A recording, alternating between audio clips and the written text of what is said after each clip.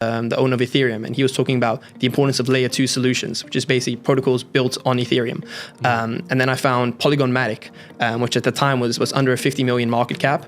And I went basically all in on this project. Not only bought some, but I was trying to network with the team and things like that to try work with them.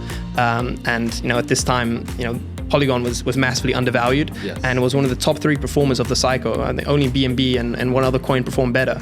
So I rode that up. I sold some too early, sold some too late. But at that time I was 15 by the end of the cycle, and I was sitting on a good 6 figures at this time. I'm still in high school, and high school with $100,000. Yeah. At the time I was 15, 16. You made your first $1 million at 17. Wow. But yeah, so that's how I originally got started into crypto, and Polygon was like my first breakthrough play. I've had better plays since then, but last cycle that was like my big thing.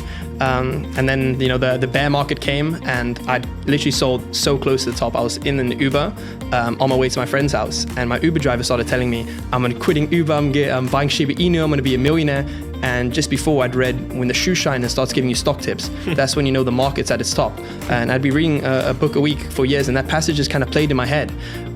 So very quickly, I ordered the same guy back to my house. I went to my PC and I exited like 80% of my positions. And at this time, Bitcoin was at 65K. That's and literally crazy. within like 2 weeks, the market came crumbling down. Oh my God. And GameFi is very interesting because,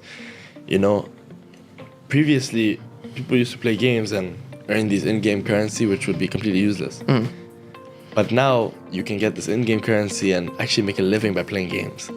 That's why I feel like that's super interesting. I think even GTA, there's rumors that the coin that you're going to use in GTA is going to be a real cryptocurrency. Yeah, I think things like that are super cool because not only you have a financial reward to it, I called this guy in the Philippines, my friend, and he was just earning like $70 an hour playing Axie Infinity. Yes. And he's like, that's a ridiculous amount of money. So you have these whole villages playing these play to earn games.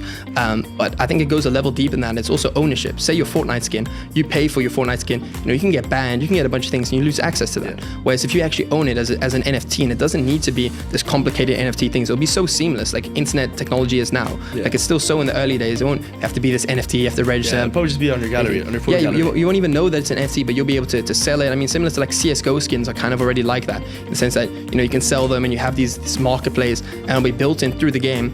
And so you actually get, rewarded. And even if you never trade it back to its own currency, you can have in-game where like, say you sell your skin and now you can buy this other skin. Whereas in Fortnite, you can't scale your skin. You've bought the skin, you've paid real money to them, and now, you can't do anything with it. Not much marketplace. Yeah.